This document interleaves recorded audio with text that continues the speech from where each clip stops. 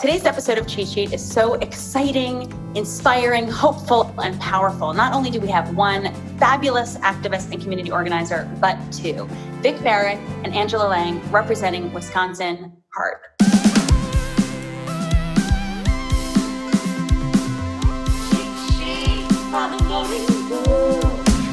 What is cheat sheet? Not only am I going to tell you week after week after week why it is so fucking important that we vote for Joe Biden this year, but also we're going to provide you a cheat sheet to help elect progressive candidates down the ballot in all the swing states. Today's episode, Wisconsin. First up is Angela Lang. She is the model for organizing and activism and model American. Angela was an organizer and state council director for the Service Employees International Union, SEIU, ever heard of it? Founder of the ACLU Student Alliance at the University of Milwaukee, and currently serves as the executive director of Black Leaders Organizing for Communities in Milwaukee, Wisconsin. Angela, you are the queen of Wisconsin and the queen of Milwaukee. Thank you. I'm super excited to be here. Huge fan. I'm really just humbled by the kind words, because this work can be really difficult and challenging in some times. So it feels good to be seen too. What would you want someone who's not from Wisconsin to know about Wisconsin, about Kenosha right now? So the first thing I would start with is that, yes, there are Black people that live in Wisconsin. It's not just cows and farms, which also means that there's a lot of different dynamics as well. And so I joke around and say that there's diet racism, right? We're nice about our racism. It's different from the South when people are wearing the pointy white hoods, right? It's the dog whistle. It's the we need to survive by any means necessary. And it's important for me to be here in Milwaukee. We're home to one of the most incarcerated zip codes. It's the worst place to raise a Black child. We're number one as a state for racial disparities. And while there are so many challenges in this state and a lot of work to be done, I stay here because it's so resilient. I'm so proud of the people. We've all gone through some really tough scenarios personally and professionally, but yet we're still here. That's right.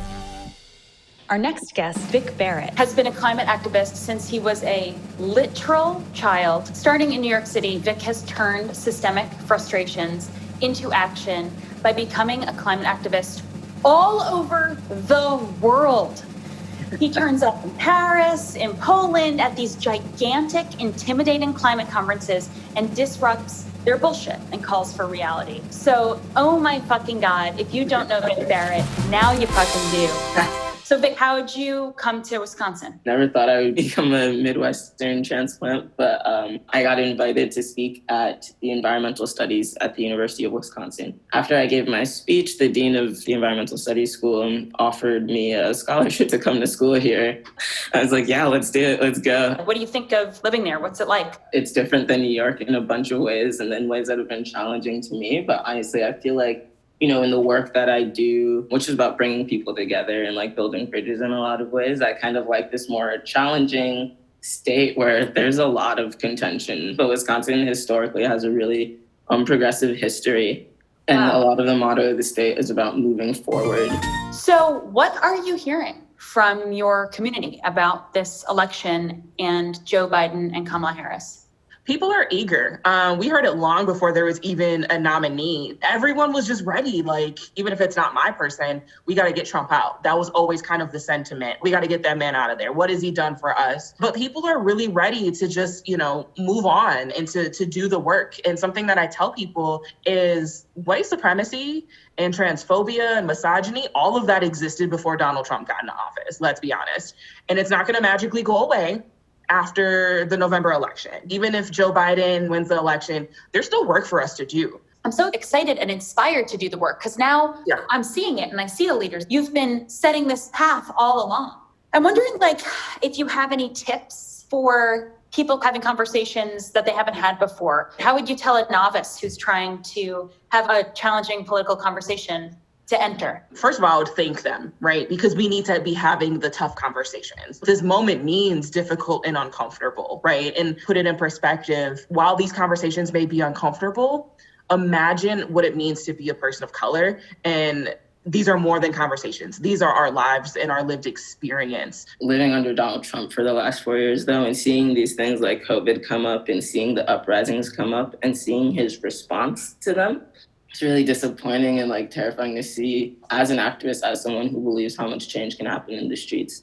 You know, we'll be voting for Joe Biden just because I know that we can keep applying the pressure that we are right now, but in a way that's, you know, going to be heard differently than being pulled into unmarked vans. We can at least get in the ring with Biden and Kamala. You can't even get in the ring with Trump. I really do believe that voting is an active change that can be made in the same way that being out in the streets is, and we need those things to work hand in hand. And as long as we have someone, you know, in the presidency who actively doesn't even want people voting, who like doesn't want democracy to work the way it's supposed to so that he could stay in office, like then we don't really have the country we need to have, you know, like activists like me doing what we need to be able to do. This next 4 years can be so much more productive with Biden and Kamala in place than fucking Cheeto in chief. Let's check out the stakes. What is at stake for Wisconsin voters? Our lives are at stake. Democracy is on the line. Like, we're watching the Constitution, as, you know, problematic as it can be, we're watching it just being shredded at this moment. Wisconsin, as always, is going to be a very narrow and bitter contest. In the last 3 of 5 presidential elections, the final results were in a 1% margin. Trump won Wisconsin by 0.7%. In 2018, the youth vote turnout, 18 to 29-year-olds, was 34%, which ain't terrible. It ain't shameful. But I think if that rose to 60%, we could fucking win without having to clench our buttholes for, 2 fucking months. Wisconsin is one of the states where the youth vote really could make the difference. Like in Wisconsin, the entire elections could almost always come down to the youth vote. Let's get into the meat and potatoes.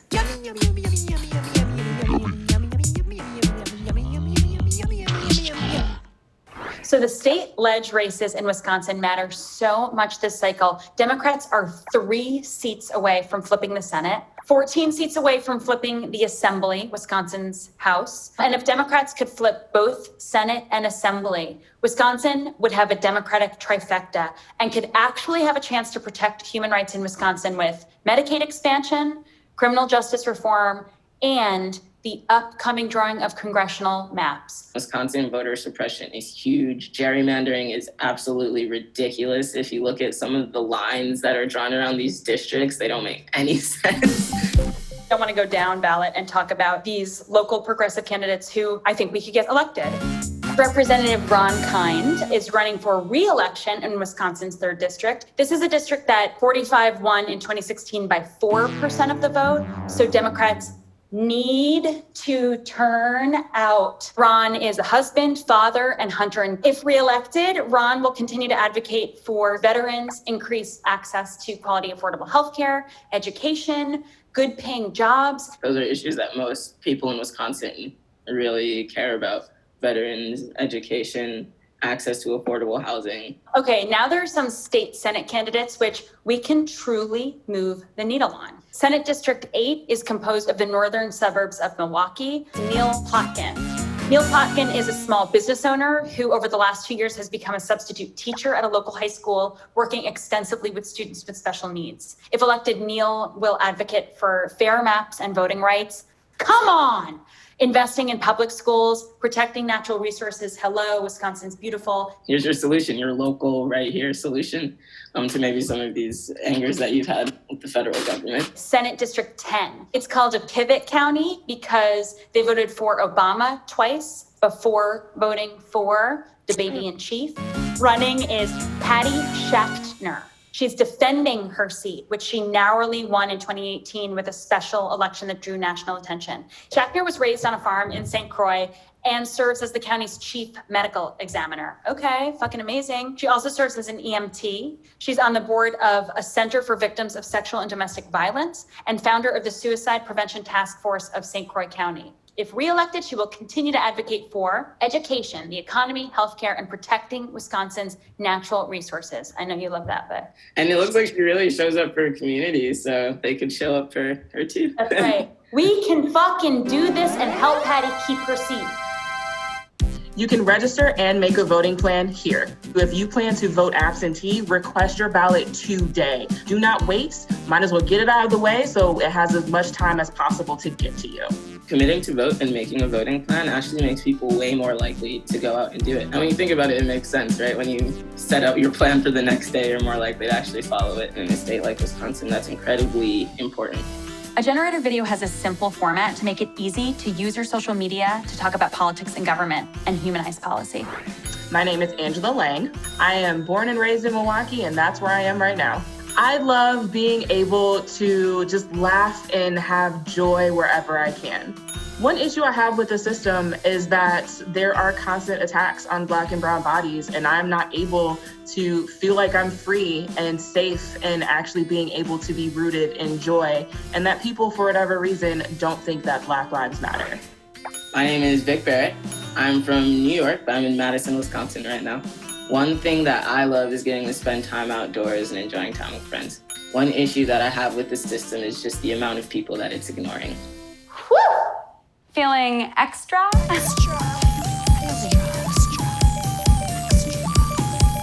If you're not in a state that we talked about today, Vote Save America has made it easy for you to adopt a state and get people registered and voting for Joe Biden. Here it is. Ho! Must see Thursdays. They were talking about cheat sheets. See you Thursday.